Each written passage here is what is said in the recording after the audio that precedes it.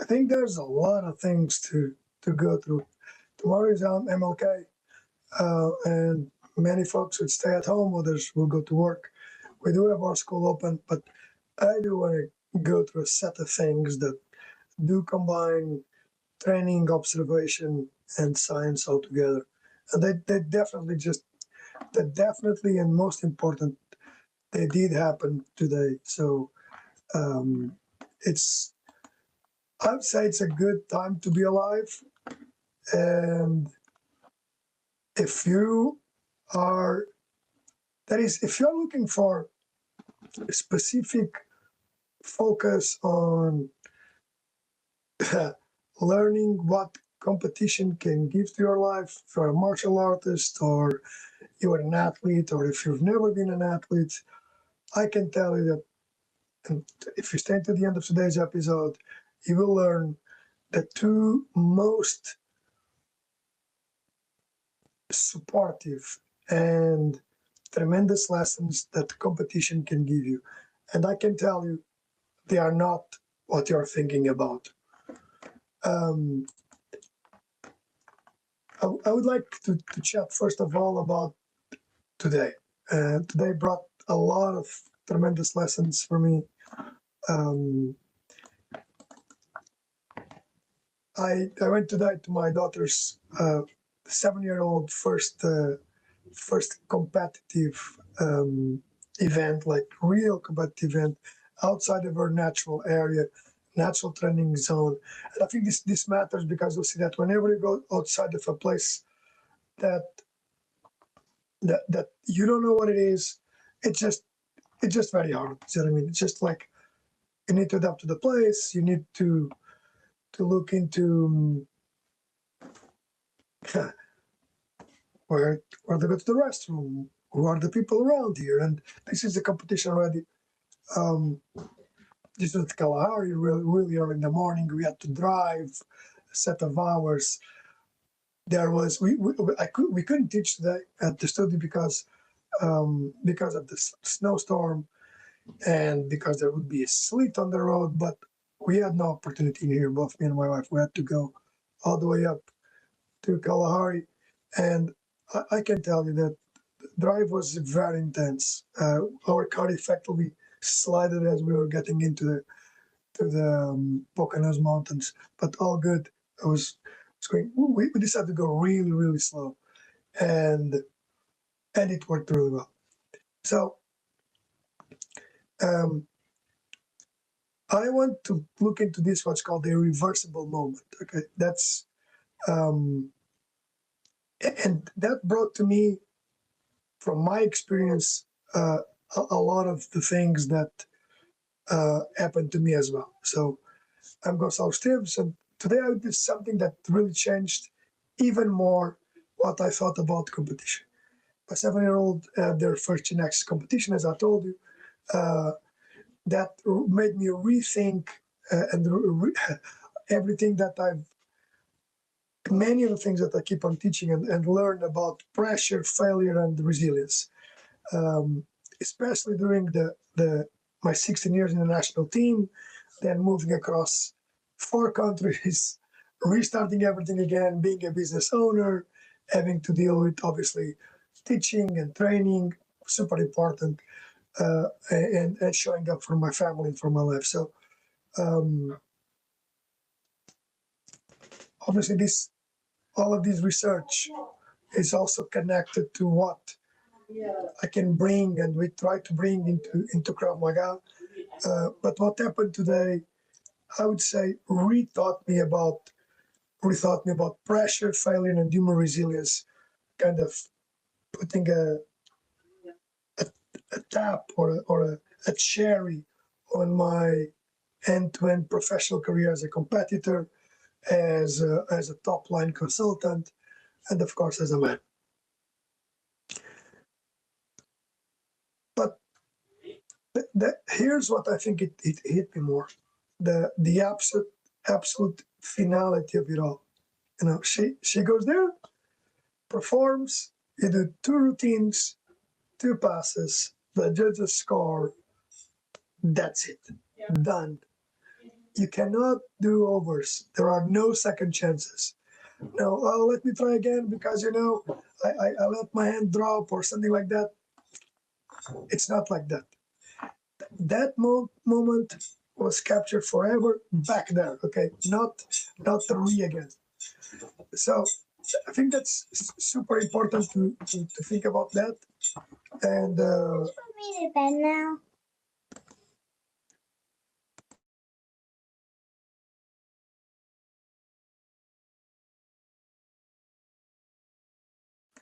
you could see my champion coming in. Okay, so Can I say hi? yes, you can. So, Hi. she's got her medals. Okay, go get ready.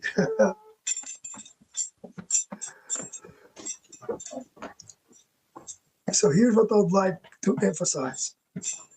Um, and I think most people don't understand this about competition. If you haven't done it, even if you've done it just at a certain level, the higher you get, the higher the stakes, and I think sometimes and many times, the more you are alone with that, and the more you are together, depending on who you have on your side. Um, and why competitions is such a powerful teacher. It's like it's I think it's just phenomenal. Um, Now, competitions happens really quickly. You compete, you either win or you lose. Okay, so in case of soccer, similar sport, you can draw, and then it's over. You cannot go back. You cannot undo it. You cannot say redo. You need to grab to the moment because it's the only one you get. You get it. You get the opportunity to score. You get to do something. But there is something behind this. It's called the science of irreversibility. Research on sports psychology shows, and we'll show this. This is the work of Dr. Adler at the Harvard Medical School. Research on sports psychology shows this immediacy creates what researchers call momentum, and that could be either positive or negative.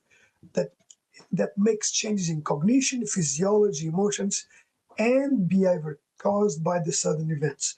Guys, I can tell you that in many of my competitions, whenever I would, this is when I would lose, I would like, I'm going to change that technique.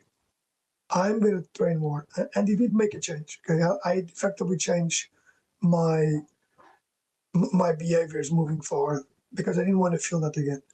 So Dr. Adler's research shows that once a competitive moment passes, it triggers a cascade of psychological responses that cannot be reversed. We can only build upon that. If you build well or don't, that's a different thing. But you can only build upon that because it already passed. It already made his work.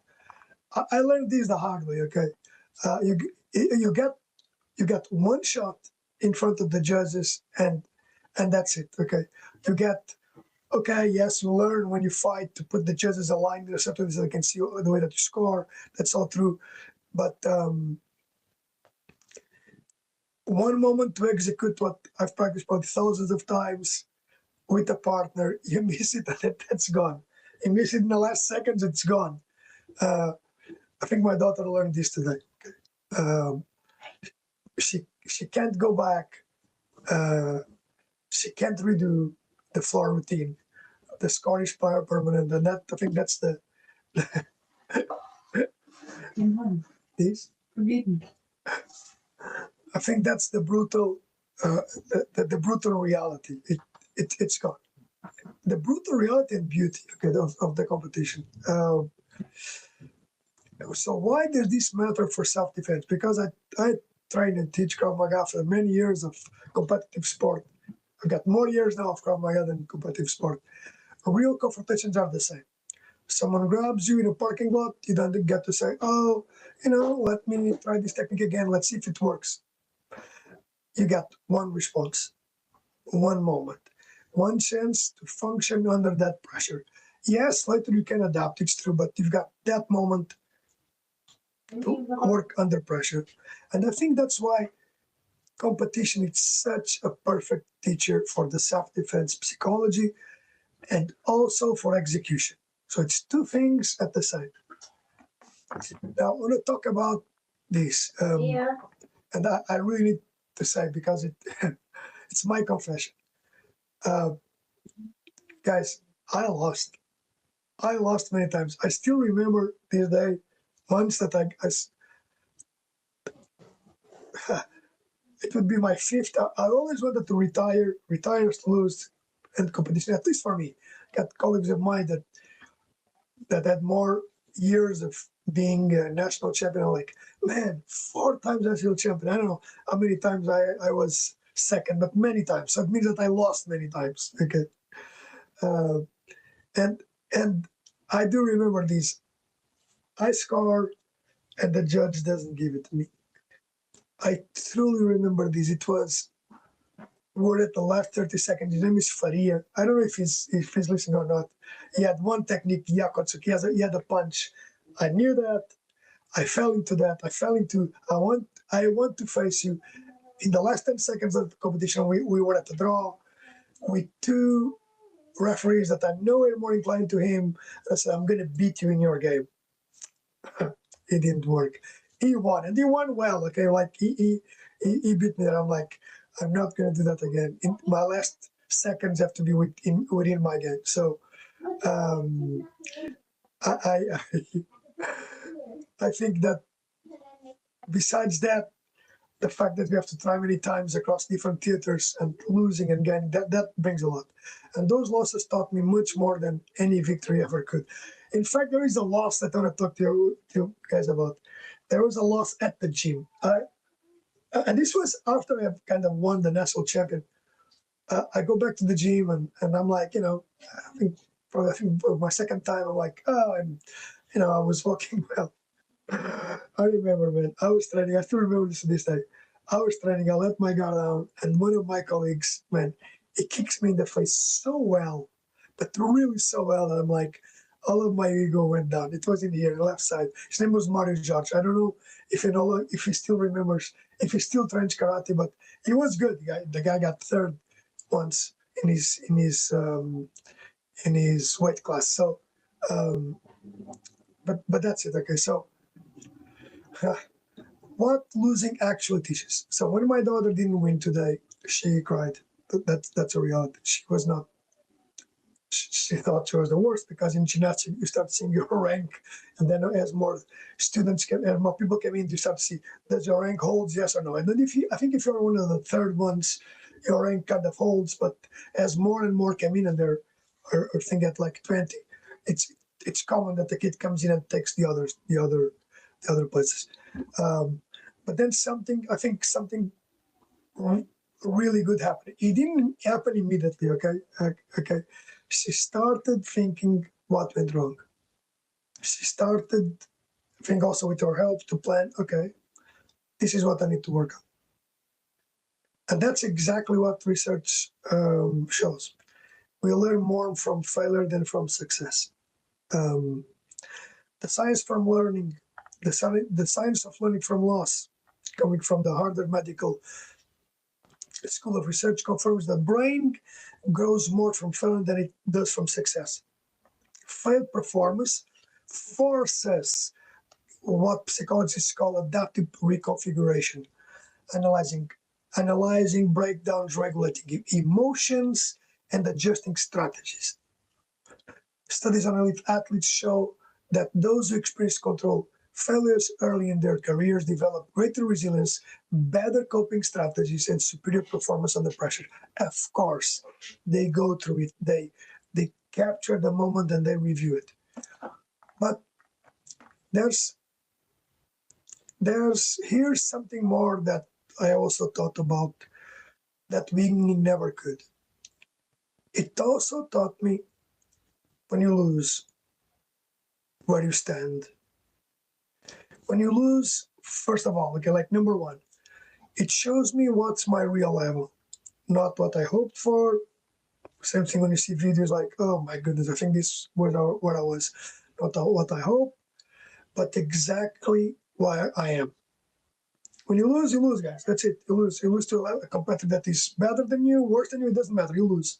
If you lose, like, okay, I'm not that level. Second, um, it showed me what more work looked like. Whenever time that I competed and I would lose, when someone would get that score or would get me thrown or would get me hurt, it happened. Either some would say in competition that's very hard. You got man, you want to go home and cry, or you're gonna go home and cry and you're still hurt, hurt from for weeks. I could see that they put the work in, and the work sometimes is not only physical, sometimes it's mental. It's like that person wanted more and was more eager than me. He wanted not to please me, not to be my friend. I wanted sometimes to be a friend of the other guys because I was probably afraid of.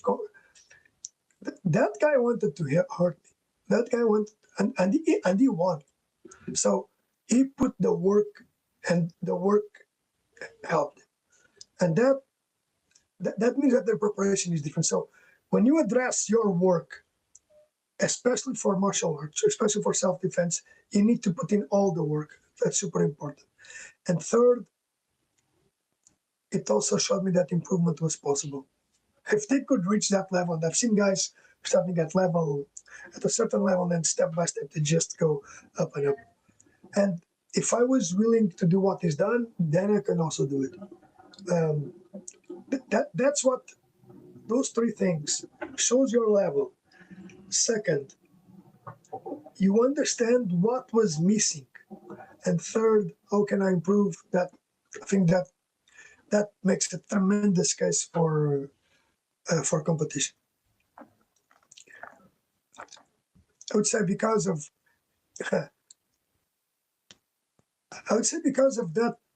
that example that I gave you guys of a competitor that this was also in the nationals many years ago, and I remember all the things like when I made it makes me.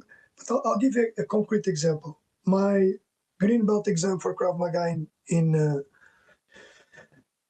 Paris, France. I spent my whole stage it was like a week of stage, 6 hours a day, training with the same guy, big guy, and I was coming from karate at that time, and it was not good. I think it was not better than me. You cannot do hook kicks, pulls and pulls. I spent the whole week sometimes training with me. To be fair, sometimes training with another, and then Krav Maga is this thing that at the end, when you make an exam for green belt, you have to do a full contact fight, and I was banking that I could bring him down with my roundhouse to the leg. It didn't work. For those 2 minutes, I could not bring him down. I punched, I grabbed, I pulled, I did a lot of things, but it didn't. So, and my teacher, Paul at the time, told me, man, he observed it. He didn't see that, but you need to understand that when you are in a place, and he has a tremendous experience in a full contact, tremendous, like vice world champion of full contact. And on that week, I forgot that I was being observed. I just wanted to train. So what did he do that I didn't? I do remember it. He observed and he closed the distance, and I could have swept to completely other things. So that loss led me to change a lot of my preparation routines. It also led me to be better coached. Okay, finding different methods, allocating more time on my physicality, super important, so that I can win against competitors that have looked into all of these aspects. I think you guys also want to think about this. Losing also forces you, and I'm talking about myself, okay? To be honest, yes, you can blame the judges, okay? You can blame the conditions, the bad luck, but when someone is performing consistently better than you, I have to look into the mirror and say, what am I not doing that needs to be done? And that honestly is just brutal, right? It's like, but it's also liberating. You have a checklist of things like I need to do these, and these, and just start by one, right? In my case, this year was I need to train every day. Pretty straightforward. So what about Krav Maga? And I think a couple of questions are coming up. So why does Krav Maga needs competition? And everyone, Krav Maga is a self-defense system. It's a self-defense system by default. If you punch someone in the eyes or throat or groin, it's hard to make a competition system out of this. There aren't many bouts. It will be very hard for someone to say this is something that can grow. But Krav Maga does not have formal competition here in the US. Most likely, there's probably some crazy guys that do it, but in Europe it does because the regulatory system in Europe is different. That you need to have someone that is the champion or the national champion of Krav Maga in order to have governmental support. It's particular in France. Okay, but again, after watching my daughter today, and I've discussed this with many of my friends, and including with Paul, that my Krav Maga teacher. We need some kind of competition, man, because it just brings the stakes a bit higher. So I'm convinced that we need to create elements, competitive elements in training. I'm not talking about yet medals and things like that, but here we go things. We can do time drills where you get one chance. You got one chance to make a disarm. That's it. If you don't do it, we have to rethink. We got to do scenario trainings with no do-overs. You know, like, oh, I just missed the technique. Can I do that again? We effectively to test the capabilities even with more pressure. Okay, and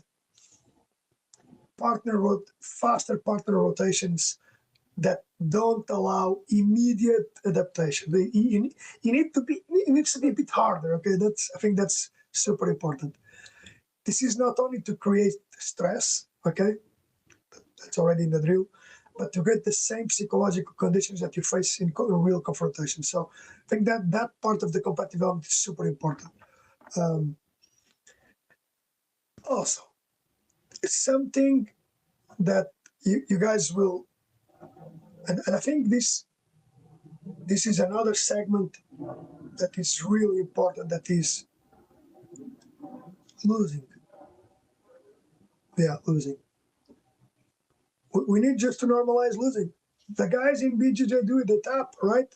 They tap. Well, I think they tap. At least I tap if somebody I don't get hurt. So we need to normalize this.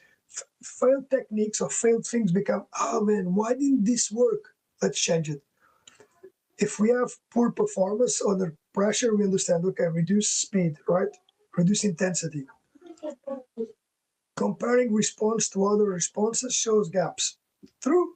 It's okay to compare with others, man. Like if someone does something better, then you should compare. It's like, what is he doing that I need to do better? And understanding why something didn't work does guide further training. We have extensive feedback on the sessions in sparring. Start most likely moving that into the regular, I'm going to say regular capability building sessions. So if you think about this, competition forces you to see your real capability. You go to a bout, the person is better, you lose.